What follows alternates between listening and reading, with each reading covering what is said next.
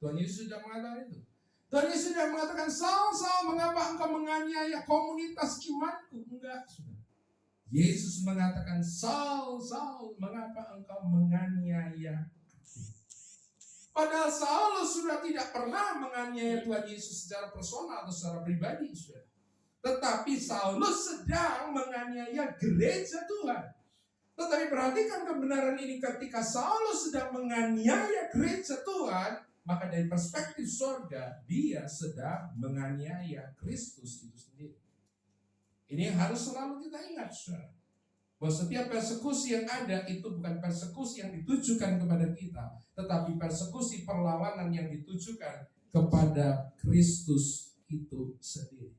Dan saudara, tadi saya katakan bahwa persekutuan dengan Kristus itu termasuk, saudara, adalah penderitaan itu sendiri. Mari kita lihat misalnya dalam Filipi 3 ayat yang ke-10. Paulus suka mengatakan kalimat ini. Filipi 3 ayat yang ke-10. Oh, mungkin bisa dibaca lebih cepat loh saudara sekarang tuh. Kalah ya saudara. Filipi 3 ayat 10. Mari kita baca bersama-sama. 2, 3. Yang ku kehendaki ialah mengenal dia dan kuasa kebangkitannya dan persekutuan di dalam penderitaannya, di mana aku menjadi serupa dengan dia di dalam kematiannya. Saudara, kalimat ini saudara seringkali yang bagus itu bagian awalnya yang seringkali orang kutip. Yang ku kehendaki ialah mengenal dia. Kalau saya tanya siapa di tempat ini yang mengenal Yesus, mungkin semua tangan akan terangkat. Kalau saya lanjutkan, siapa di tempat ini yang menghendaki untuk mengenal kuasa kebangkitan Yesus, mungkin ada banyak tangan-tangan juga yang terangkat. Tapi saudara, kalau saya tanyakan begini, siapa malam hari di tempat ini yang menghendaki boleh mengalami persekutuan, sharing, berbagi di dalam penderitaan Kristus? Saya kira mungkin tidak ada tangan yang terangkat. Tapi saudara, ini adalah bagian dari satu paket, saudara. Rasul Paulus berpikir dengan pola gereja mula-mula bahwa mengenal Yesus adalah mengenal kuasa kebangkitannya. Dan mengenal kuasa kebangkitannya adalah mengalami persekutuan di dalam penderitaannya.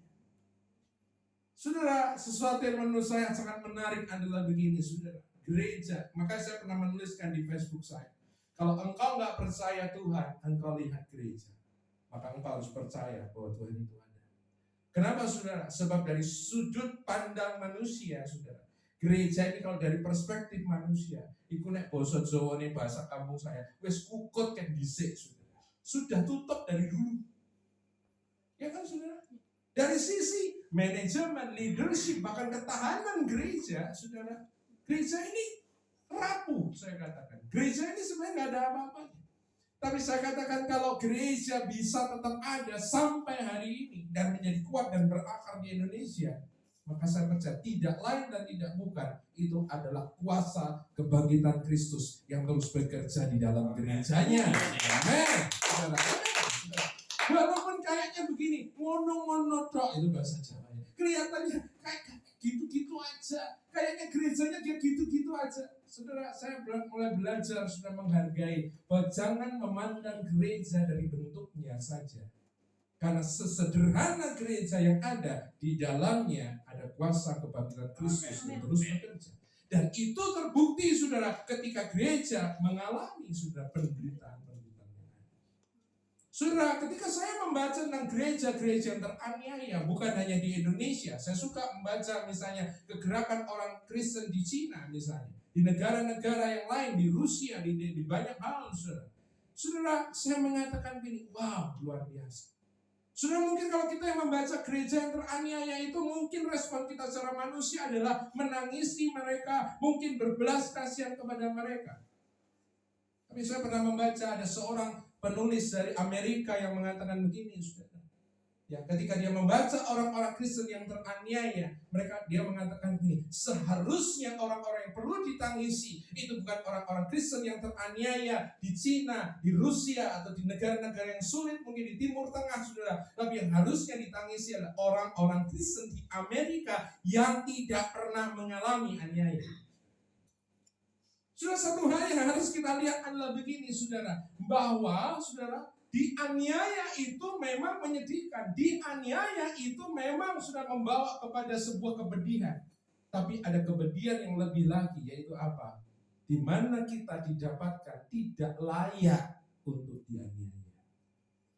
Saudara, saya berpikir bahwa mungkinkah saudara dalam beberapa hal kita ini tidak dianiaya karena kita dipandang Tuhan tidak layak untuk dianiaya.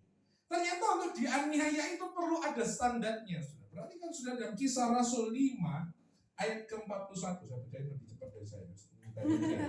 Kisah Rasul 5 ayat 41 dikatakan apa? Nah ya kan? 41. Kisah Rasul 5 ayat 41. Ya, mari. Kisah Rasul, betul ya? Ya. Betul ya? Kisah Rasul 5 ayat 41. Saya kalah sudah. Bentar. Nah, ini kalau sudah begini perlu sudah perhatikan di dalam Kisah Rasul 5. Sudah, bentar. 41 itu 4. Enggak, ini 4. Oh, enggak masuk layar ya. Udah, saya baca dari kitab saya. Nah, inilah kelemahan teknologi ya. Kisah Rasul 5 ayat 41. Perhatikan begini, Saudara. Maka rasul-rasul itu meninggalkan sidang mahkamah agama Sanhedrin dengan sukacita. Dikatakan apa, Saudara? Karena mereka telah dianggap layak menderita penghinaan oleh karena nama Yesus. Sesuatu yang buat saya, wow, luar biasa, saudara. Dianiaya justru apa? Senang. Nah, kemarin Bu Sari, ya ini agak beda konteks sih, saudara. Tapi nggak ada sih. Seperti kemarin saya ambil contohnya Bu Sari. Kalau orang itu jatuh, saudara, ada yang orang jatuh terus hore gitu. Gendeng ya, saudara, ini crazy gitu ya. Tapi ternyata ada sudah di dalam Alkitab, saudara, yaitu apa? Para rasul. Di mana justru ketika mereka dianiaya, mereka bersuka cita. Loh, harusnya kan mereka nangis, mungkin mereka sedih. Kalau punya Facebook mungkin ditulis di Facebook, di foto gitu kan, saudara. Tapi ternyata rasul-rasul mengatakan di dalam tulisan Lukas 5, Lukas Kisah Rasul 5 41 dikatakan rasul-rasul itu meninggalkan Sanhedrin, sidang mahkamah agama dengan sukacita. Why? Karena ini teologi Pak Gereja Mula-Mula, yaitu karena mereka telah dianggap layak menderita bagi nama Yesus. Jadi dianiaya itu ada kelayakannya, saudara. Iya, saudara.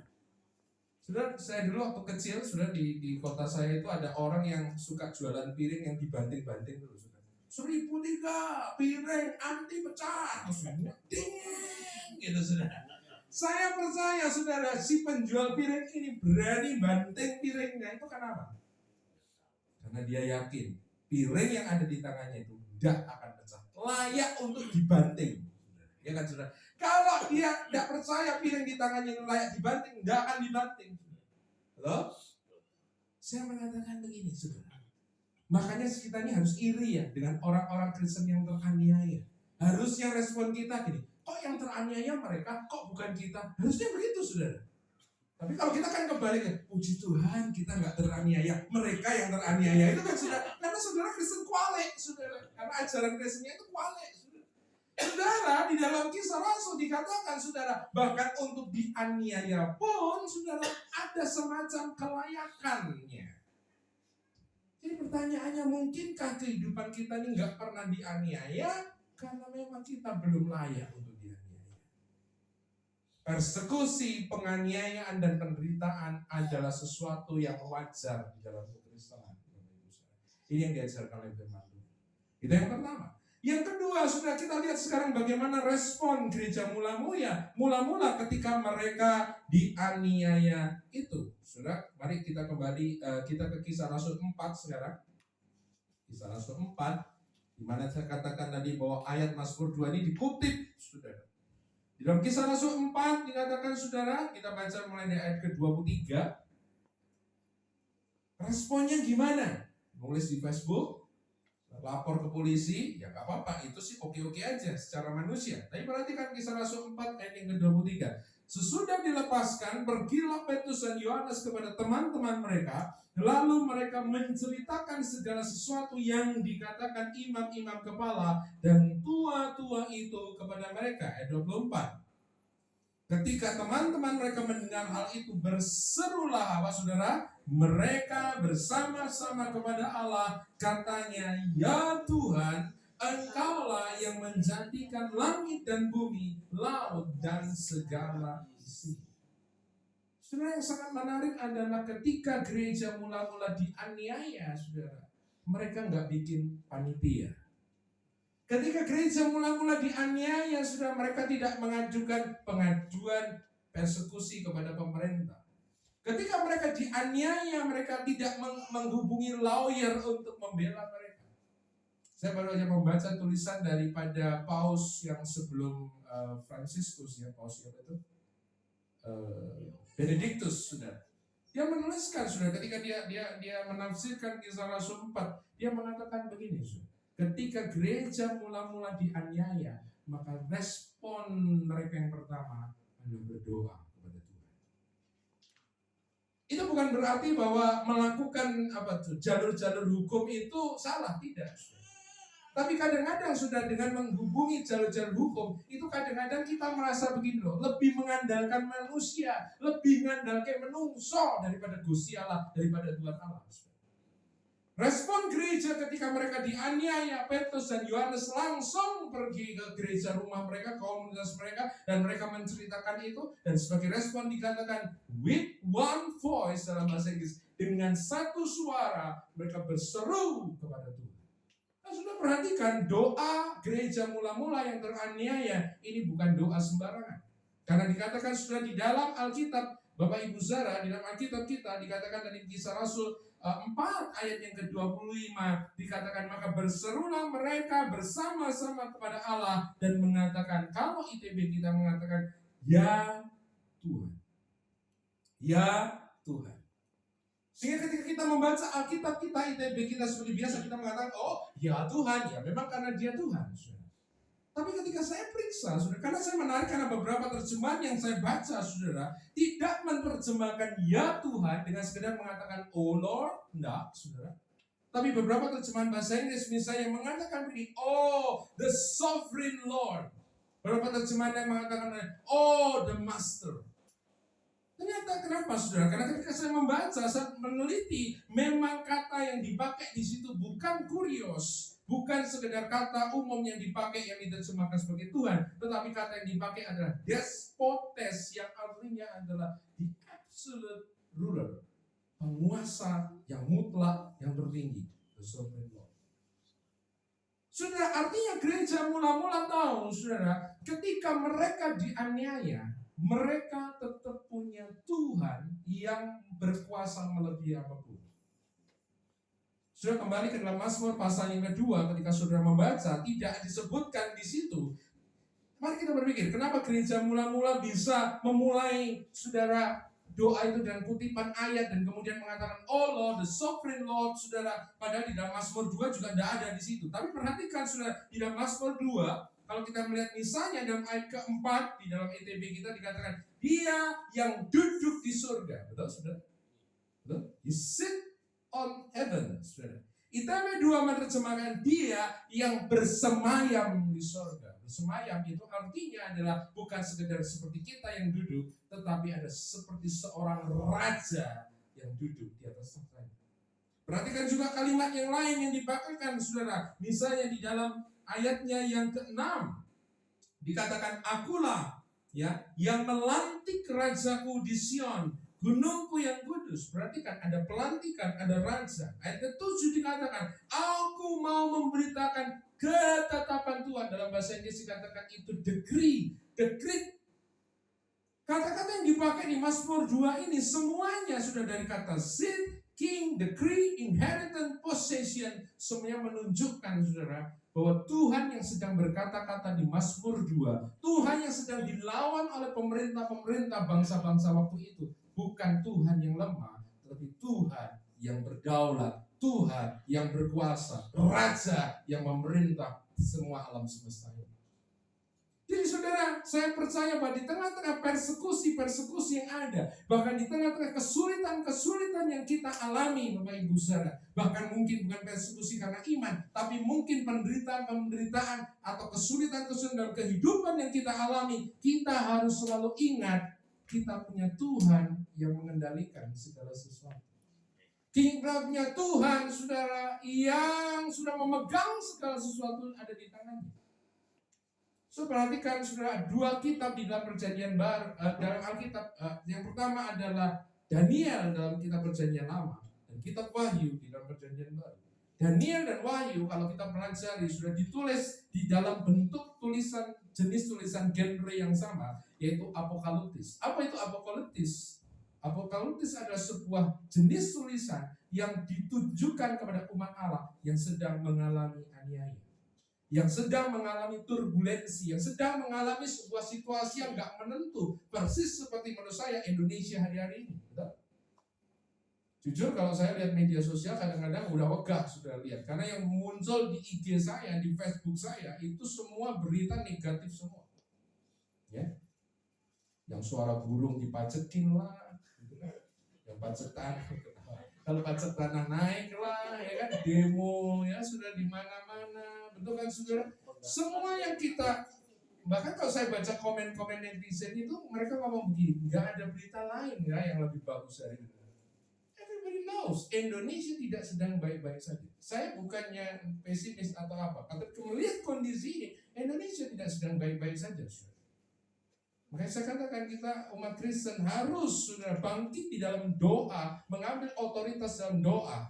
Karena saya percaya saudara ada bagian yang harus kita mainkan sebagai gereja Tuhan di atas bangsa ini. Tapi sebelum gereja saudara berani mengambil jubah doa dan tongkat otoritas doa, dia harus tahu dia punya Tuhan yang berdaulat atas segala sesuatu.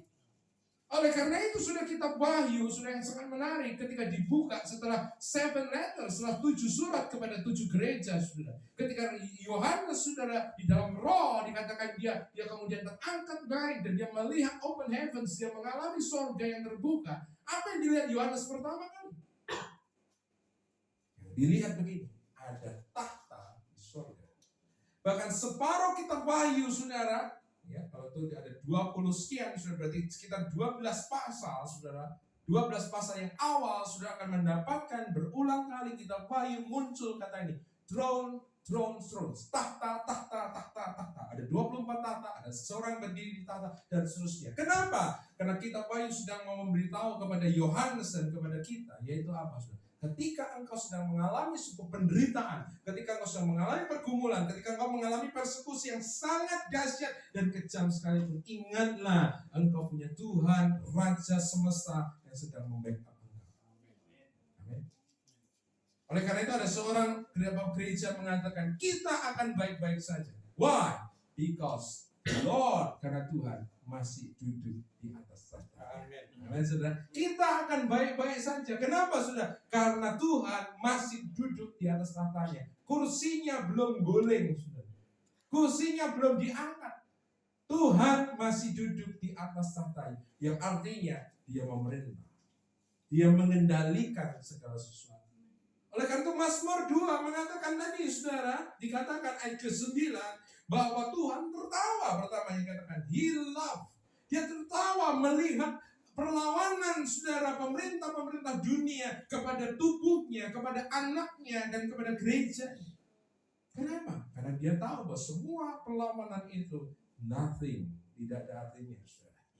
Bahkan di dalam ayat ke-9 dikatakan, engkau akan meremukkan mereka dengan gada besi, dan engkau akan memecahkan mereka seperti tembikar tukang beli. Sudah tahu tembikar? Tembikar itu barang yang dari tanah, saudara. Keramik, saudara. Kalau saudara nggak tahu rema ayat ini, saya sarankan saudara nanti pulang, ya cari tembikar, cari kendi, cari apa yang dari tanah. Jangan yang mahal-mahal, saudara, nanti dimarahin orang ya. Cari tanah lihat. Terus kau ambil besi, saudara, yang ungkol, saudara, kau pukul itu tembikar dengan besi. Apa yang terjadi? Pecah, hancur. Ini menunjukkan apa? Otoritas Tuhan yang begitu dahsyat sudah atas kehidupan manusia. Ya. Oleh karena itu saya percaya sudah gereja mula-mula memang sudah tidak memiliki afiliasi politik apapun, tidak memiliki jabatan apapun, tetapi ketika mereka dianiaya, mereka tahu mereka punya koneksi langsung kepada surga, dan itu berbahaya, saudara. Itu berbahaya, lebih berbahaya daripada punya koneksi pejabat, saudara. Ya, kadang-kadang kita merasa kalau kita punya backup pejabat, kita punya backup begini begitu, kita merasa aman, saudara. Ini pemikiran yang tidak tahu bagaimana, saudara. Tapi Alkitab katakan, saudara, bahwa gereja itu punya koneksi dengan surga. Tuhan berdaulat di atas tahtanya, saudara. Dan sudah perhatikan yang sangat menarik, saudara, di dalam Kisah Rasul pasal yang keempat, ketika mereka berdoa, oh the sovereign Lord, dikata, you are the creator, you to create heaven and earth. Mereka ngomong ini, Tuhan, Engkau yang menciptakan alam semesta, Engkau yang menciptakan segala sesuatu, saudara. Yang artinya gereja mula-mula, saudara, tidak gentar karena dia tahu siapa yang dia sembah. Tapi yang menarik, saudara, di dalam doanya, doa mereka dalam Kisah Rasul pasal 4, di dalam persekutuan doa gereja yang teraniaya, ketika mereka mengatakan, oh sovereign Lord, dan kemudian mereka mengutip Mazmur pasal yang kedua, sudah perhatikan, saudara, mereka tidak mengatakan begini, Tuhan yang maha dahsyat, lepaskanlah kami dari penderitaan, lepaskanlah kami dari penganiayaan, lepaskanlah kami dari kesulitan. No. Coba perhatikan. Itu kayaknya bagi-bagi roti ya. Kisah Rasul 4 ayat yang ke-29. Perhatikan ini, saudara. Sekarang ya Tuhan, lihatlah ancaman-ancaman mereka dan berikanlah kepada hamba-Mu keberanian sepenuhnya untuk memberitakan firman-Mu. Ulurkanlah tangan-Mu untuk menyembuhkan orang dan adakanlah tanda-tanda dan mujizat oleh nama Yesus, hamba-Mu yang kudus. Mereka tidak meminta dilepaskan dari masalah, tapi mereka justru meminta satu hal, boldness, keberanian untuk terus memberitakan firman. Saya kadang-kadang merasa bahwa gereja hari-hari ini kalau responnya berbeda dari gereja mula-mula, karena mungkin pemikiran teologi pun yang kita punya itu berbeda sekali. Mereka tahu kenapa mereka tidak mengatakan lepaskanlah kami dari penderitaan, karena mereka tahu bahwa suffering, penderitaan adalah bagian persekutuan mereka dengan Kristus. Oleh karena itu ketika mereka mengalami penderitaan, saudara, dia tidak meminta escape, dia tidak meminta deliverance, tapi dia meminta boldness, keberanian untuk tetap di dalam iman dan terus memberitakan firman Kristus. Saudara, yang ketiga dikatakan, saudara, ketika ini terjadi, saya agak tergelitik ketika membaca Mazmur pasal yang kedua bagian yang terakhir. Dan Mazmur 2 bagian yang terakhir dikatakan ayat ke-10. Oleh sebab itu, hai raja-raja, bertindaklah bijaksana. Terimalah pengajaran, hai hakim-hakim dunia. Mungkin agak beda. Oleh sebab itu, hai raja-raja, bertindaklah bijaksana. Terimalah pengajaran, hai hakim-hakim dunia. Ayat 11. Beribadahlah, layanilah Tuhan dengan takut dan bersukacitalah dengan gemetar. Ayat 12. Supaya Ia jangan murka dan kamu binasa di jalan, sebab mudah sekali murkanya menyala. Berbahagialah semua orang yang berlindung kepadanya. ITB 2 menerjemahkan, ciumlah sang anak, kiss the son. Jangan sampai membuat dia murka dan kamu binasa di jalan, sebab mudah sekali murkanya menyala. Sudah, ketika saya merenungkan ini, saudara, jangan sampai kemudian kita ini seringkali terjebak ya. Oh, kita punya Tuhan yang dahsyat, kita punya Tuhan yang berkuasa. Kemudian ketika kita membaca, oh Tuhan ini bisa ada warning kepada pemerintah ini supaya jangan sampai bikin Tuhan murka. Kalau kita nggak hati-hati, kita bisa punya teologi balas dendam. Tahu maksud saya? Udah apa-apa, gereja dianya lihat aja nanti. Ngancam. Orang Kristen itu ngancam. Ya, ngerti maksud saya? Gak apa-apa, gereja dianiaya. Terus besoknya kalau dikatakan seorang pendakwah habis menghina Yesus mati. Oh, puji Tuhan. Haleluya. Yo, siapa yang justru semua saudara juga nulis begitu. Ya. Yang lain saya baca ada seorang baru, maaf saudara, ngentutin buang air di Alkitab, besoknya mati. Rasain lu. Saudara, jangan sampai kita itu punya saudara, pemikiran yang salah. Saya percaya Tuhan yang Maha Kuasa adalah Tuhan yang membackup gereja. Tuhan yang tidak pernah membiarkan gereja. Bahkan di Mazmur 2 ada sebuah warning, ada pembalasan daripada Tuhan. Tapi harus kita memikirkan ulang, apa pembalasan Tuhan kepada orang-orang yang memusuhi Injil? Apakah dengan membinasakan mereka? Apakah dengan mencabut nyawa mereka? Apakah dengan memasukkan mereka ke neraka yang paling bawah? Dan tidak karo ini, saudara. Apakah seperti itu? No. Saudara, kalau kita membaca dalam Alkitab yang menarik adalah begini, saudara. Pembalasan Tuhan menurut saya yang paling berbahaya kepada musuh-musuh Injil adalah membuat mereka bertobat kepada Injil. Gak ada yang katakan amin. Lambat, telat. Pembalasan Tuhan yang paling kejam menurut saya kepada orang-orang yang memusuhi Injil adalah menjadikan mereka hamba-hamba Injil. Ya. Apa pembalasan terkejam kalau Anda benci? Ini pembalasan terkejam kalau Anda benci sama seorang, Anda apa? Anda jatuh cinta sama orang yang saudara benci. Itu pembalasan terkejam. Iya enggak? Iya dong. You hate, kemudian you falling in love. Itu pembalasan terkejam. Tapi bukankah itu yang dilakukan oleh Tuhan? Contohnya Saulus penganiaya lebih jahat daripada dai yang mati kapan dari lalu, yang pendeta murtad itu katanya, saudara. Saya nggak tahu dia pendeta atau enggak, saya juga nggak tahu, saudara. Tapi saya juga kadang-kadang melihat menarik ya, kenapa saya masih belum uninstall Facebook saya? Karena dengan melihat Facebook itu saya kadang-kadang melihat pemikiran-pemikiran orang-orang Kristen yang ada ini. Karena kebanyakan teman-teman saya di situ Kristen.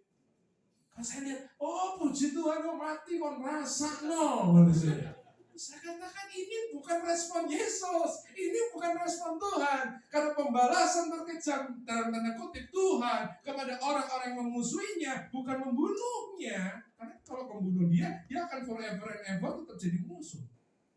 Tapi pembalasan terkejam Tuhan kepada orang yang memusuhinya adalah mengangkat orang tersebut jadi anaknya.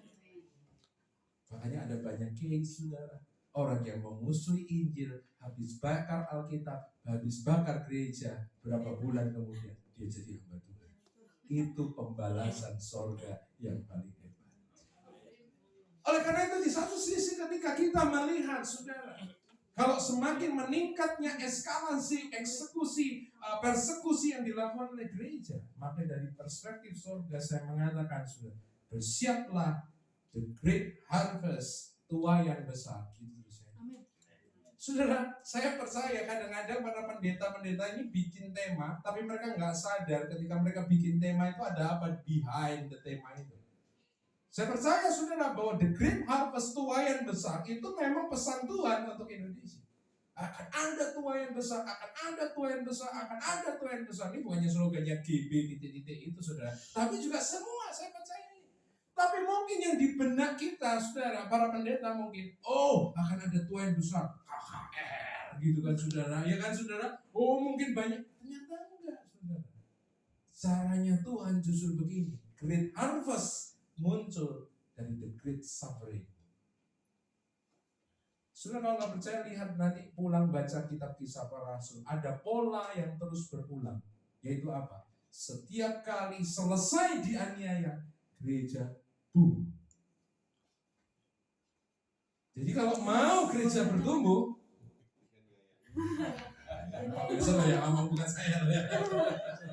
Tapi itu coba nanti baca Kisah Para Rasul. Setiap kali gereja itu mau bertumbuh, itu mesti ono aja, yang masalah lah, yang penganiayaan lah, yang apalah. Tapi setiap kali gereja berhasil mengatasi masalah itu, gereja bertumbuh. Gereja mengalami pertumbuhan secara jumlah. Oleh karena itu di satu sisi ketika melihat persekusi yang ada, Dalam hati saya cuma ngomong begini, tenang, sabar, terus tetap di dalam iman kepada Tuhan.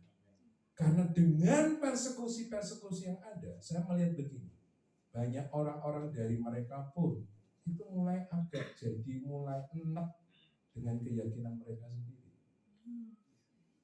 Dan saya melihat the hand of the Lord, tangan Tuhan sedang bekerja. Saudara, hari-hari ini sebenarnya kalau bicara Great Harvest, tuang yang besar dari Bani Kedar, hari ini sangat banyak sebenarnya. Hanya memang mereka tidak terekspos, tidak diekspos keluar. Mereka ada di underground, mereka ada di bawah-bawah. Teman-teman saya ada banyak melayani seperti itu. Dan saya percaya sudah ke hari-hari ke depan ini sudah Indonesia sedang di-shifting oleh Tuhan. Indonesia sedang dirubah secara atmosfer rohani dengan persekusi-persekusi. Jadi memang gak enak sudah. Tetapi dengan ini teknik yang dipakai oleh Mahatma Gandhi di India. Sudah, ketika tidak melawan rasis pada waktu itu. Ini yang dipakai oleh Martin Luther King, saudara, untuk melawan saudara rasisme yang pada waktu itu. Dengan cara apa? Membiarkan diri mereka dianiaya. Sudah tahu kan pergerakan Martin Luther King, bukan Martin Luther yang reformator gereja ya, Martin Luther King yang di Amerika, yang membela the black people. Caranya gimana mereka? Bagaimana bisa membangkitkan saudara hak orang-orang hitam? Mereka memang berdemo, tapi bukan demo merusak, saudara. Mereka demo damai. Polisi lihat itu, polisi kemudian mukuli mereka. Mereka membiarkan diri mereka dipukuli. Untuk apa? Justru dengan ketika orang-orang kulit putih itu memukuli orang kulit hitam, mereka sedang mengekspos saudara kejahatan yang ada. Justru dengan itu juga dilakukan oleh Mahatma Gandhi dengan pergerakan nirga kekerasan di India. Dengan cara semacam itu, dengan menerima suffering, mereka menyingkapkan topeng-topeng kejahatan yang ada di pihak sana. Dan saya percaya ini yang sedang dikerjakan Tuhan. Amin, saudara. Oleh karena itu, saudara, apa yang harus kita lakukan, saudara? Menurut saya adalah ketika kita melihat ada saudara-saudara kita atau mungkin diri kita yang mengalami persekusi, kita berdoa, beri mereka kekuatan iman untuk terus bertahan dan bersabar. Karena saya percaya sudah tidak ada penderitaan orang percaya itu yang sia-sia. Tertullianus mengatakan bahwa darah para martir adalah benih bagi gereja. Setiap kali ada penganiayaan dan darah yang tertumpah dari hamba Tuhan atau gereja Tuhan, maka the next adalah tuayan besar itu sedang terjadi. Saya sedang merasakan di dalam roh saya dan dari feeling saya yang terdalam bahwa hari-hari ini kalau teman-teman saya memakai kalimat ini, Tuhan sedang memanggil Ismail pulang ke rumah. Ismail is coming home. Yes, Ismail is coming home. Ismail sedang pulang ke rumah Abraham. The spirit of Ismail adalah spirit yang sedang bekerja di kelompok sana. Sudah belajar banyak sudah. Oleh karena itu kenapa mereka sering melakukan kekerasan? Kenapa mereka melakukan ada banyak hal? Because the spirit, ada roh yang sedang bekerja di antara mereka adalah spirit of Ismail. Apa yang nantinya sudah bisa mengubah saudara? The spirit of Ismail adalah the fatherless spirit. Ismail itu anak yang terbuang dari rumah kan? Anak sing ora diakoni karo bapake, ya itu bahasa Jawanya begitu saudara. Ya, the fatherless spirit. Orang yang tidak memiliki figur ayah itu selalu cari-cari identitas, cari-cari pengakuan. Mereka sangat tidak nyaman sudah dengan keberadaan dirinya. Itulah karakteristik yang sebelah sana. Betul, oleh karena itu sudah saya hari-hari ini percaya sudah ketika Tuhan mengasihi semua orang termasuk mereka. Dan bagaimana cara Tuhan membalas mereka dan bagaimana cara Tuhan mengasihi mereka saya sama, yaitu memanggil Ismail, you must going home. Kau harus pulang. Hari ini saya percaya sudah Ismail sedang dipanggil pulang rumah. Sudah kita akan melihat ada tuayan besar yang sedang terjadi. Oleh karena itu saya mengatakan bersiap diri sebagai gereja Tuhan. Apa yang harus siapkan Pak? Yang pertama, pray. Saya hari ini bukan basa-basi karena saya pendeta saudara. Saya katakan ini. hari-hari ini saya nggak tahu nanti ditangkap yang bola, tapi saya nggak masih masuk ya. Tapi saya mengatakan, saya bukan apa-apa, tapi saya mengatakan Indonesia tidak sedang baik-baik saja. Indonesia hari ini sedang krisis. Oleh karena itu we must take stand. Kita harus ambil posisi, kita ambil otoritas sudah di dalam doa, berdoa. Sudah seringkali doa syafaat itu kan sudah jadi program yang ya pokoknya ya, betul saudara. Karena doa syafaat itu jadi doa yang paling menjemukan. Doa itu menjemukan. Ada yang paling menjemukan apa? Doa syafaat. Makanya kalau doa syafaat itu sing teko mesti mbah-mbah gitu kan, nenek-nenek, kakek-kakek, ya senior-senior gitu kan saudara. Betul ya saudara? Aduh, kalau doa syafaat pasti banyak yang ngantuknya saudara. Ya. Tapi saya katakan begini, hari ini kita harus kembali lagi ke dalam syafaat. Doa syafaat. Bukan hanya doa syafaat dari pemikiran manusia, oh begini-begini enggak. Kita harus bisa masuk ke surga, kita harus bisa mengkoneksi pikiran Tuhan, kita harus mengerti hati dan pikiran Tuhan, strategi Tuhan. Dan kemudian dari sana kita membawa itu dalam doa-doa kita. Saya titip ini, berdoalah supaya Ismail pulang ke rumah. Amen. Berdoa untuk anggota tubuh Kristus yang lain untuk tetap diberikan kekuatan untuk di dalam iman. Berdoa agar pemimpin bangsa kita sudah diarahkan dengan benar, saudara, di dalam kuasa Tuhan. Saya percaya ini yang harus jadi. Saya tadi pagi katakan di Gading, saya sebagai host, saya nggak khotbah di pagi, saya mengatakan gini, saudara. Kemerdekaan yang lebih penting daripada kemerdekaan jasmani adalah kemerdekaan spiritual, kemerdekaan rohani. Sebab sebuah bangsa yang mengalami kemerdekaan jasmani tapi tidak mengalami kemerdekaan di dalam batin, tidak mengalami kemerdekaan di dalam pikiran, tidak mengalami kemerdekaan dalam rohani, maka bangsa itu akan kembali terjajah. Dan itulah Indonesia. 80 years, 80 tahun. So, believe, inilah Indonesia. 80 years. Ini kan bangsa yang sudah 80 tahun merdeka. Yes, memang merdeka secara fisik. Tapi kita melihat sudah Indonesia masih terjajah secara mental, secara rohani, secara spiritual. Dan saya percaya Indonesia butuh Yesus. Amen. Indonesia butuh Injil. Indonesia butuh orang Kristen, butuh gereja yang terus memberitakan Injil. Dan saya percaya kalau bangsa ini bisa mendengar berita Injil, dipulihkan dengan Injil, Indonesia akan mengalami yang dikatakan oleh banyak orang, Indonesia emas, bukan Indonesia cemas. Amin, saudara. Amin. Karena itu mari hari-hari ini tingkatkan doa-doa syafaat, saudara. Tolong titip kalau sudah di rumah doa, titip cangkingan itu bahasa Jawanya. Ambil pick up bahwa Tuhan berkati Indonesia, Tuhan ingat Indonesia, Tuhan selamatkan Indonesia. Amin, saudara. Amin. Ya, saya rindu kita paling berdiri bersama-sama. Saya rindu kita pujikan pujian yang tadi, api kemuliaan-Mu. Mari kita ambil beberapa menit, saudara, untuk kita masuk di dalam intercession, roh syafaat, doa syafaat.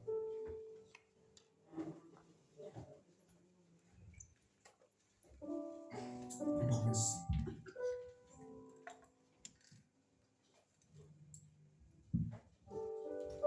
Pernah suatu hari di dalam saat teduh saya, Tuhan berkata kepada saya mendengar impresi Tuhan. Tuhan mengatakan pertanyaan begini,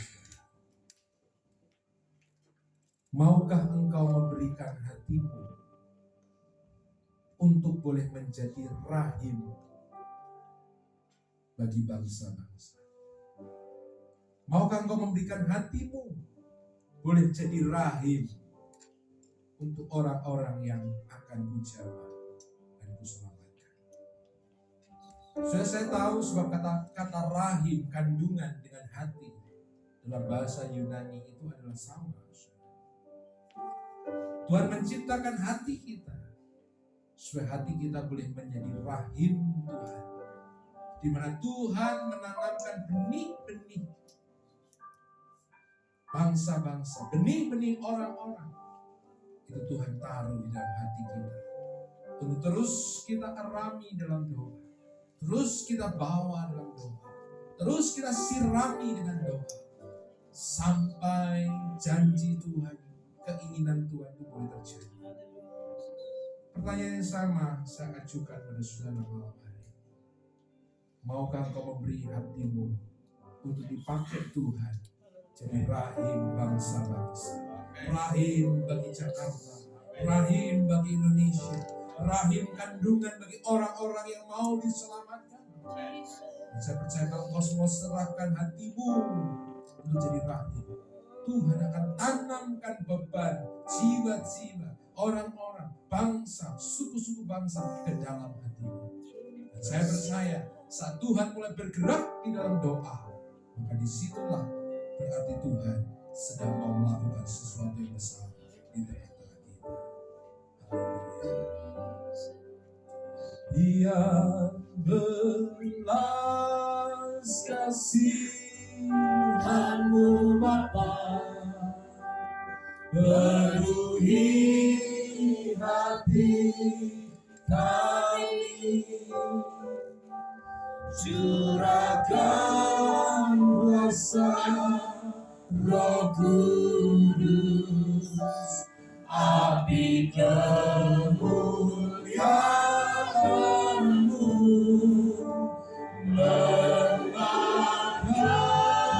hati yang rindu untuk melayani-Mu sampai seluruh negeri ini, sampai seluruh bumi ini dipenuhi api kemuliaan-Mu. Haleluya.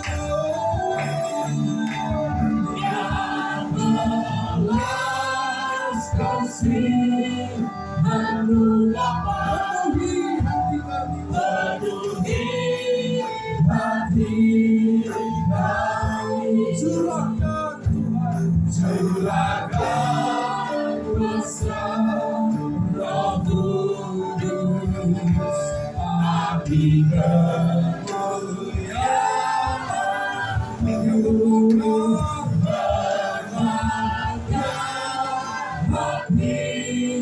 yang rindu untuk melayani-Mu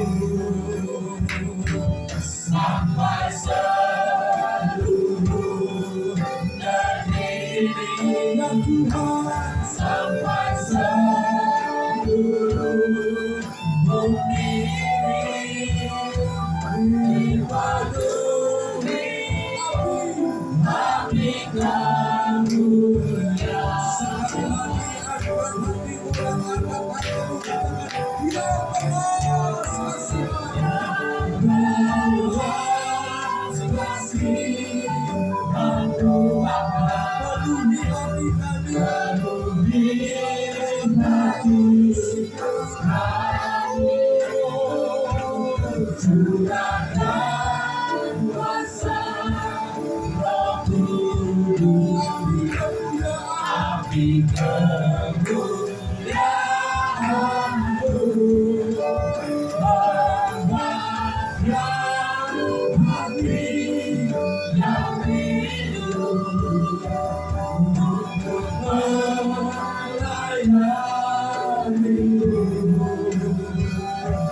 sampai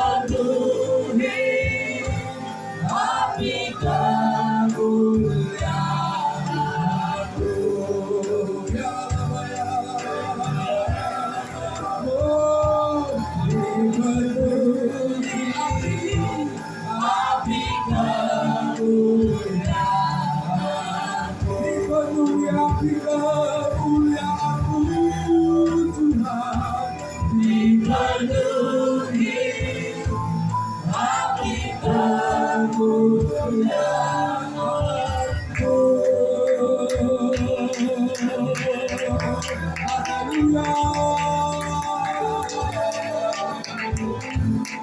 Haleluya.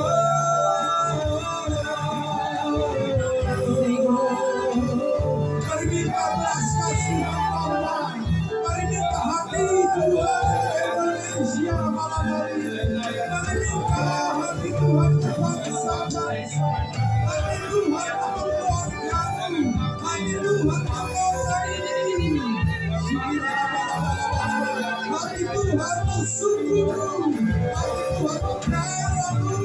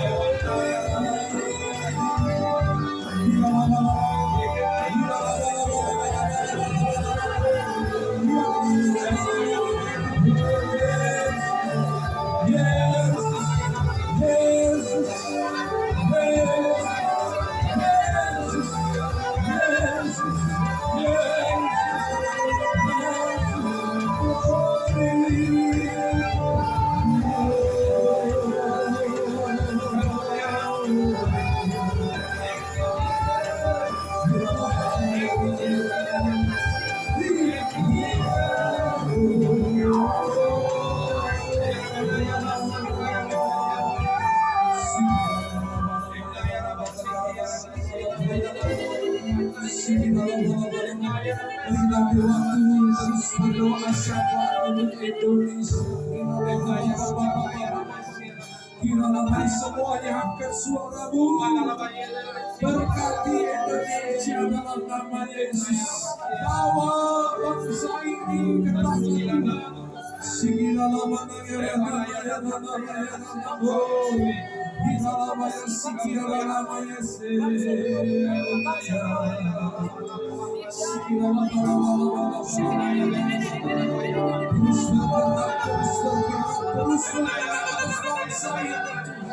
terus bergerak atas bangsa ini.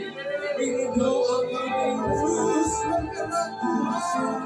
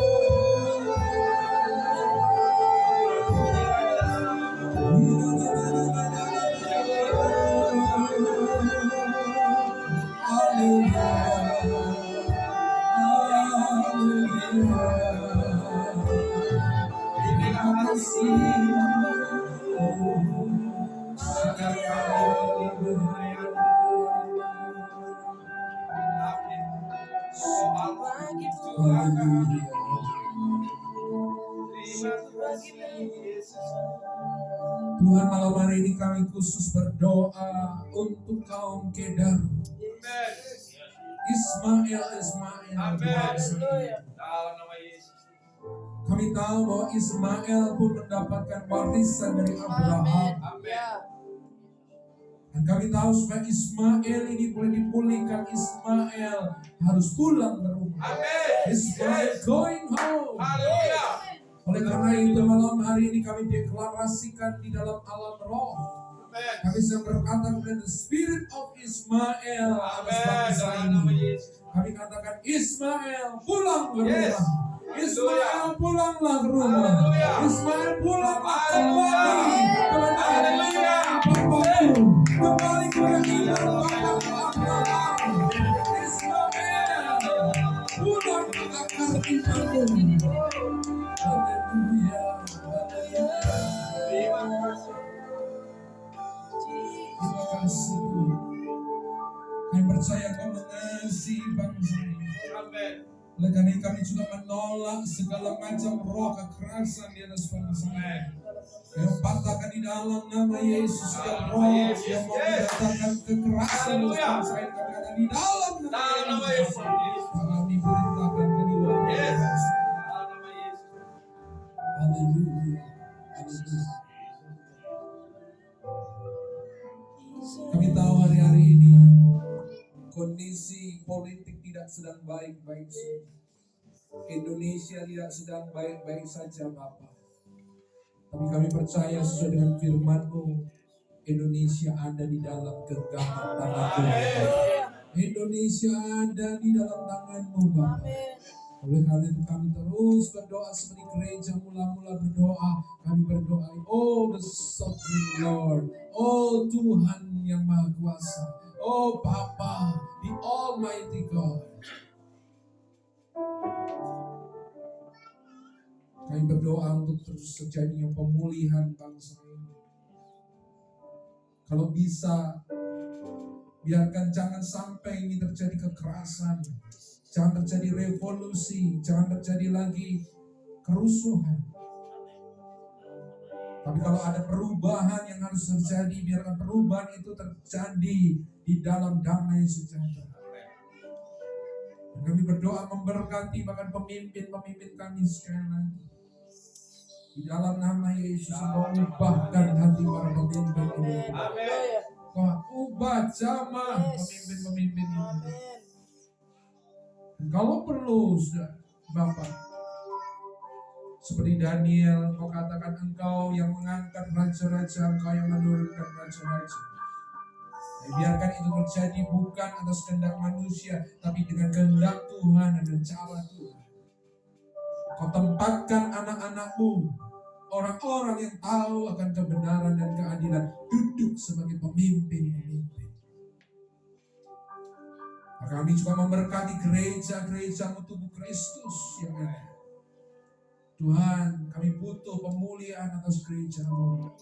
Kami butuh pemulihan atas jemaat-Mu. Kami butuh kembali api yang segar, minyak yang baru terjadi atas jemaat-Mu. Kami berdoa memberkati setiap hamba-hamba Tuhan, gembala-gembala yang ada. Oh Tuhan, Kau jamah sekali lagi hati mereka. Sehingga hati mereka kembali kepada kasih mula-mula kepada Tuhan. Sehingga mereka terus berfokus untuk meninggikan-Mu dan memberitakan Injil. Terima kasih. Thank you Jesus. Thank you Lord. Terima kasih. Terima kasih malam hari ini himpunan kami yang kecil, Engkau percayakan kami boleh menaikkan doa-doa syafaat yang besar yang bersama Tuhan. Kami tahu ada rencana Tuhan juga atas GAB Bougainville di tempat ini. GAB di tempat ini. Pak Wilson, Ibu Desi, bersama dengan rekan-rekan. Kau tahu bahwa mereka ada orang-orang yang mengasihi Engkau ya Tuhan. Oleh karena aku berdoa, tempat ini lepaskan berkat-Mu sekali lagi dalam nama Yesus. Bahkan aku berdoa tingkatkan level atmosfer urapan penyembahan di tempat ini. Tingkatkan level doa syafaat di tempat ini. Tingkatkan level pujian di tempat ini. Sehingga biarkan pujian, penyembahan, dan doa mereka di tempat ini boleh menjadi pujian, penyembahan, doa yang meloncakkan surga, membawa sebuah revolusi hati di atas daerah ini, kota ini. Terima kasih. Firman-Mu sudah disampaikan, Roh Kudus yang pakai terus. Berdoa berkati hamba-Mu Ibu Desi yang saat ini ada di Ambon. Jadi berkat di sana. Waktu bungkus dengan kuasa darah, lindungi dari segala hal yang tidak berkenan, bentengi dengan malaikat, dan terus sertai hamba-Mu pakai hamba-Mu, bahkan sampai kembali ke tempat ini Tuhan sertai. Terima kasih, berkati Pak Wilson dengan segala apa yang dikerjakan, berkati semua keluarga yang ada, anak, family semuanya, bahkan jemaat di tempat ini. Hamba-Mu melepaskan berkat-Mu dalam nama Yesus. Terima kasih untuk firman-Mu malam ini. Kami bersyukur, kami mau hidup terus di dalam kebenaran-Mu, hidup di dalam Injil. Terima kasih Bapak, di dalam nama Tuhan Yesus. Dan setiap kita yang terus mau dipakai oleh Tuhan dan diurapi Tuhan, bersama-sama katakan amin.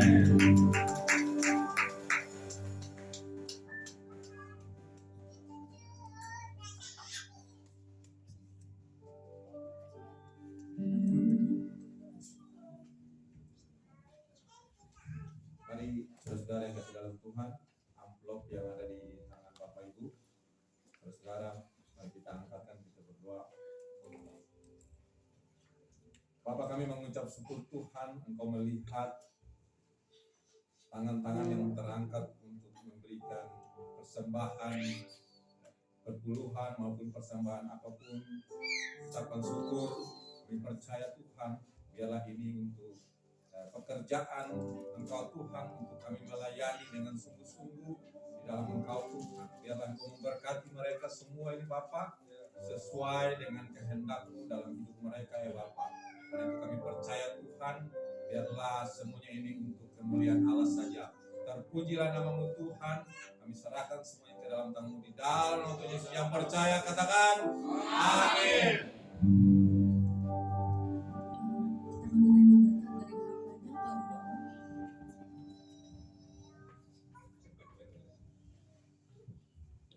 Namanya dua. Mari kita makin berdiri, arahkan hati kita, buka kedua tanganmu, terima berkat daripada Tuhan. Oh, dan biarlah kasih karunia daripada Tuhan Yesus Kristus dan kasih dari Bapa Sorgawi dan persekutuan dengan Roh Kudus kiranya terus menyertai engkau, saudaraku, terus memberkati engkau, terus memimpin engkau ke dalam kesempurnaan. Bahkan dari hari ini sampai Maranatha, Tuhan Yesus datang kedua kali. Bahkan sampai selama-lamanya, hidupmu diberkati, rumah tanggamu diberkati, pekerjaanmu diberkati, pelayananmu diberkati. Dan engkau akan dibawa terus naik dan tidak pernah turun. Dan engkau akan terus diberkati sampai engkau jadi rumah berkat Tuhan dimanapun Tuhan tempatkan engkau. Bawa pulanglah dan bawalah segala berkat ini di dalam nama Tuhan Yesus Kristus. Dan setiap kita yang sudah terima berkat Tuhan bersama-sama katakan amin. Aku mau percaya karena kasih setiamu, hatiku berserah karena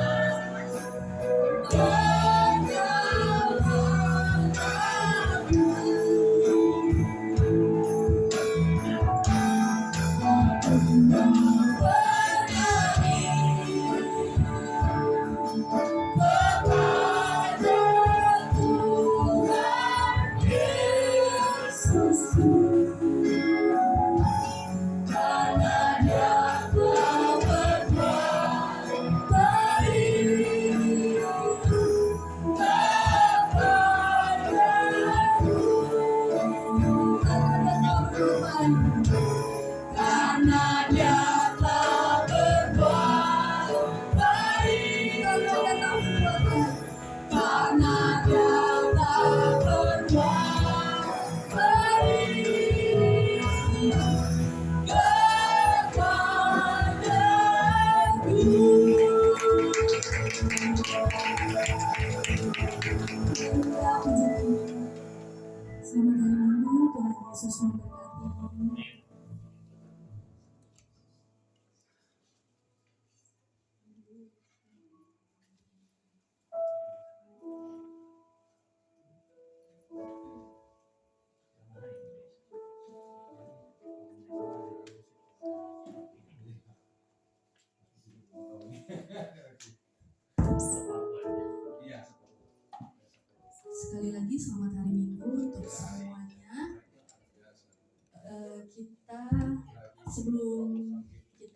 masuk dalam tema, akan ada pembagian pakaian merah putih kepada 5 orang yang akan saya sebutkan namanya dan mohon untuk kesediaannya